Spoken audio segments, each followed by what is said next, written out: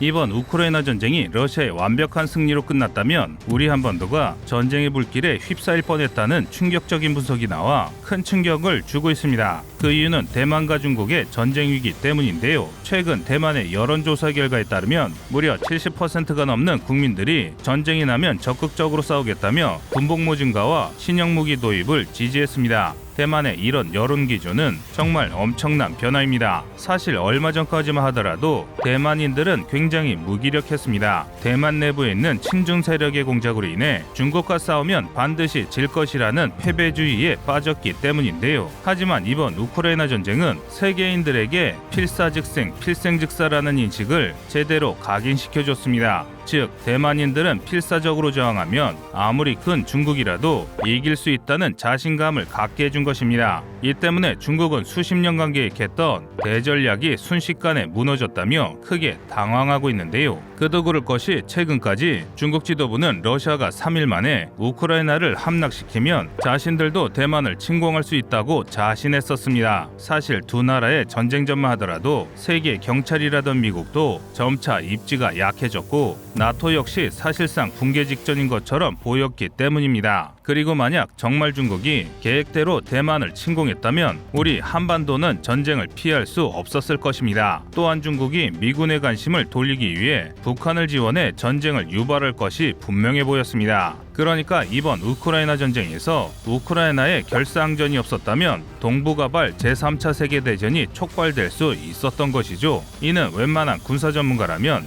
이전부터 알고 있던 사실인데요. 그래서 국내 일각에서는 어지러운 동북아 정세 때문이라도 대한민국의 국방력 강화에 더욱 박차를 가해야 한다는 목소리가 힘을 얻게 되었습니다. 특히 중국에 비해 열세한 공군 전력을 극복하기 위한 새로운 방공무기를 더 확충해야 한다고 주장했는데요.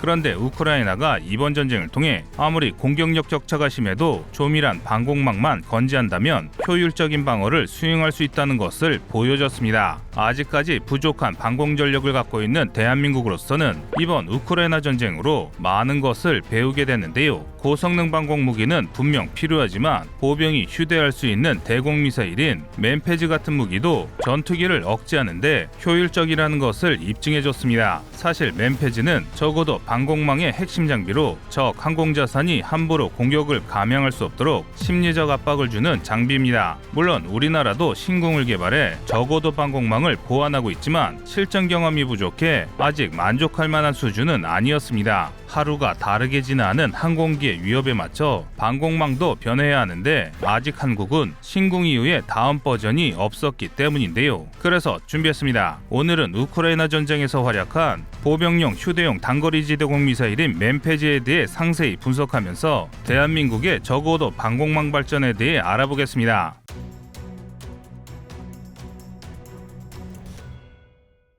우리나라의 신궁은 적당한 가격과 훌륭한 성능으로 국산에 성공한 대표적인 무기체계입니다. 게다가 지난 2016년에는 적외선 탐색기도 국산으로 교체해 95%의 국산화율을 보이고 있는데요. 이 정도 대공 무기를 완전 국산화하는 데 성공한 나라는 세계에서도 그리 많지 않습니다. 그만큼 한국의 유도무기 기술력은 불과 10여 년 동안 다른 나라와는 비교할 수 없을 정도의 비약적인 발전을 했는데요. 하지만 과거 대한민국은 신궁 개발 이전까지 다양한 나라의 휴대용 대공 미사일을 수입해 사용했습니다. 대표적인 사례로는 영국의 제블린, 프랑스의 미스트랄, 미국의 스팅어, 심지어 러시아의 이글라까지 정말 다양한 미사일을 혼용했습니다. 그러던 중 1990년대부터 이들의 장점을 한데 모은 한국형 대공 미사일의 개발을 추진했는데 그 결과로 나온 것이 바로 신궁입니다. 신궁은 미스트랄과 같은 거치형이지만 전체적으로는 이글라를 닮은 특이한 외관을 가지고 있습니다. 신궁의 사거리는 최대 7km, 속도는 마하 2로 다른 미사일과 비교해도 전혀 뒤지지 않는 성능을 갖고 있습니다. 그러면서도 가격은 약 2억 원으로 4억 원에 가까운 스팅어보다 훨씬 저렴합니다. 또한 명중률도 굉장히 뛰어난데요. 외산 무기인 스팅어 이글라의 명중률은 60%밖에 안 되지만 신궁은 무려 90%의 명중률을 자랑합니다. 세계 최고의 명중률을 자랑하는 미스트랄이 95%라는 점을 감안하면 한국의 신궁이 그 다음 가는 명중률을 자랑하는 것입니다. 신궁이처럼 높은 명중률을 자랑하는 이유는 거치형 미사일이기 때문인데요. 거치형이기 때문에 다른 미사일보다 휴대성과 기동성은 떨어지지만 대신 무기의 제약에서 상대적으로 자유로워 더 정밀한 조준경을 사용해 명중률이 뛰어납니다. 한국이 이처럼 기동성이 떨어지는 거치형으로 개발한 데는 그만한 이유가 있습니다. 바로 한국군의 방어적 특성과 알맞기 때문인데요. 한국은 북한과 중국의 공격을 방어해야 하는 특성상 진지에서 방어 임무를 수행할 확률이 매우 높습니다. 은폐된 진지에서 접근하는 적 항공기를 요격하면 되기 때문에 다른 나라들의 대공미사일과 달리 기동성이 아니라 정확성을 택한 것입니다. 하지만 이런 신공도 성능에 문제가 있다는 지적이 나와 크게 논란이 됐었는데요. 지난 2021년 10월 12일 국방위원회 감사자료에 따르면 2018년부터 3년간 신궁 유도탄 사격 결과 85발 중 20발이 사격에 실패했다는 보고가 국회에 올라왔습니다. 무려 발사체의 24%가 실패한 것인데요. 국방위원회는 발사 실패의 원인으로 유도탄의 노후화를 지적했습니다. 사격에 실패한 유도탄은 제재 후 10년이 지나 노후화가 심각하다는 것인데요. 실제로 첨단 미사일들은 사용 기간이 한정되어 있는 만큼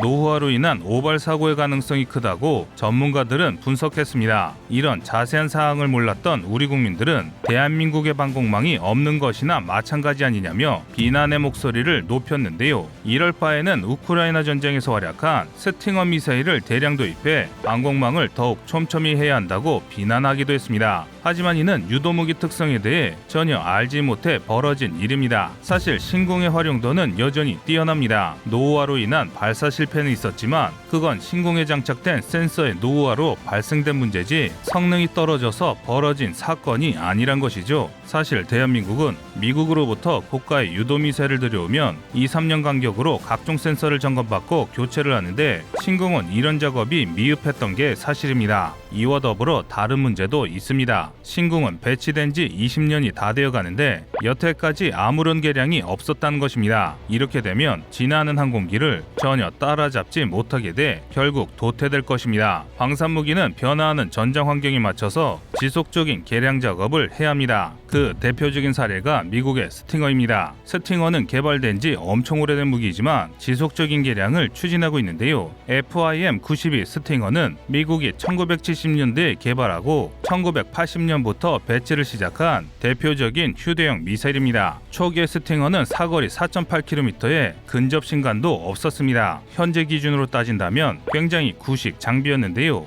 하지만 1955년 UAV가 대두되자 소형 항공기도 추적 가능한 FIM-92E RMP 블록1을 시작으로 근접 신간 탄두, 내부 부속을 교체한 FIM-92 J형까지 상황에 맞게 개량하고 있습니다. 그래서 현재 우크라이나 전쟁에서도 스팅어는 우크라이나군의 이글람 미사일과 함께 러시아 항공기를 계속 괴롭히며 전투기를 격추시키는 전과를 올리고 있는데요. 그런데 여기서 특이한 점은 스팅어는 휴대용 미사일이라는 점입니다. 통상적으로 휴대용 미사일은 기본적으로 휴대성을 위해 성능을 많이 희생시킵니다. 스팅어와 이글라 모두 명중률이 60%에 불과해 표면적으로 보기에는 항공기에 큰 위협이 안 되는 것처럼 보입니다. 하지만 그럼에도 불구하고 공격 헬기는 물론 전투기까지도 격추해 자신의 성능이 여전히 위협적임을 증명했는데요. 이런 현상을 분석한 군사 전문가들은 부족한 기능을 지속적인 개량으로 보완했기 때문에 시대가 변하더라도 사용이 가능했다고 분석했습니다. 즉 지속적인 개량은 무기의 사용을 위해 반드시 필요하다는 뜻인데요. 이렇게 적극적으로 개량해서 사용하는 자세는 우리나라도 반드시 벤치마킹해서 적용해야 하는데 그런데 국군 장비는 개발 후 후속 지원 및 추가 개량이 미흡하다는 비판을 자주 받습니다. 그 대표적인 사례가 바로 K2 소총입니다. 1985년부터 배치된 K2 소총은 무려 30년이 지난 2017년이 돼서야 겨우 첫 번째 개량형인 K2C1이 개발될 만큼 우리 국방부는 개량에 다소 인색하다는 비판을 받았습니다. 그나마 소총은 개량이 없더라도 지속적인 사용이 가능하지만 대공미사일은 추가적인 개량이 없다면 분명 사용에는 한계가 있습니다. 큰 체계가 변하지 않는 개인화기와 달리 날이 갈수록 진화하는 항공기를 상대하기 위해서는 상황에 맞는 개량이 필요한데요. 그래서 많은 군사 전문가들이 비용이 들더라도 대공미사일의 개량은 반드시 필요하다고 주장합니다. 때문에 한국의 신궁도 마찬가지로 휴대용 대공미사일로 개량해서 보병여단급에도 대공미사일을 배치해야 한다고 덧붙였는데요. 휴대용 대공미사일의 존재만으로도 적의 제공권 장악을 방해하는 엄청난 효과를 불러올 수 있기 때문입니다. 앞서 설명해드렸다시피 휴대용 대공미사일의 명중률은 약 60%로 크게 위협적이진 않습니다. 하지만 대공미사일을 가지고 있는 것만으로도 상대방은 격추의 위험 때문에 공격에 매우 신중해질 수밖에 없습니다. 즉 상대방의 공중공격을 억제하기 위해서라도 휴대용 대공미사일이 반드시 필요한 것입니다. 하지만 우리나라의 방공자산의 수량은 매우 부족한 것이 현실입니다. 당장 북한군의 편지와 비교해도 우리나라의 방공자산은 턱없이 부족한데요. 북한은 평시에도 보병연대에야 고속유도탄 소대를 편제해 두고 있습니다. 여기에 사단에는 고사포대대가 편제돼 큰 규모의 방공자산을 갖고 있습니다. 비록 북한의 방공자산이 노후화가 심각해 우리 공군을 위협할 수 없더라도 근접 항공 지원을 실시해야 하는 공격기들은 이런 방공무기 때문에 공격에 신중해질 수밖에 없는 것이죠. 이에 반해 우리 국군은 보병여단급의 방공소대가 없고 사단 직할때 있는 방공중대에서 파견 나온 인원들로 방공망을 편성하고 있습니다. 이는 항공전력이 없는 것이나 마찬가지인 북한 공군을 상대로 유효할 수 있지만 압도적인 물량을 갖고 있는 중국을 상대로는 매우 부족할 수밖에 없습니다. 그래서 우리도 신궁을 개량해 지금보다는 성능이 다소 떨어지더라도 휴대용 대공미사일을 대량 양산해 보병여단에 배치해야 한다고 주장하는 이들이 늘고 있습니다. 이는 중국 공군이 국군의 부대를 함부로 공격할 생각조차 할 수 없도록 만들자는 것입니다. 현대항공기는 시간이 지날수록 첨단 기술을 무장해 예측이 어려울 정도로 크게 발전하고 있습니다. 한국은 과거 20년 전에 신궁이라는 훌륭한 무기를 개발했고 양산과 배치까지 전부 완료했지만 이후 이를 개량하지 않아 시대에 뒤떨어지는 무기로 남게 했습니다. 하지만 이번 우크라이나 전쟁을 계기로 우리가 만든 신궁을 우리의 기술로 더 개량한다면 휴대용 대공무기로도 개발할 수 있습니다. 현대전에서 국가 간 전면전으로 발생한 전쟁은 사실 그리 많지 않습니다. 우리는 이번 일을 계기로 우리가 가진 방공망에 부족한 점은 없는지 일제히 점검하는 계기가 됐으면 합니다. 여러분의 생각은 어떠신가요?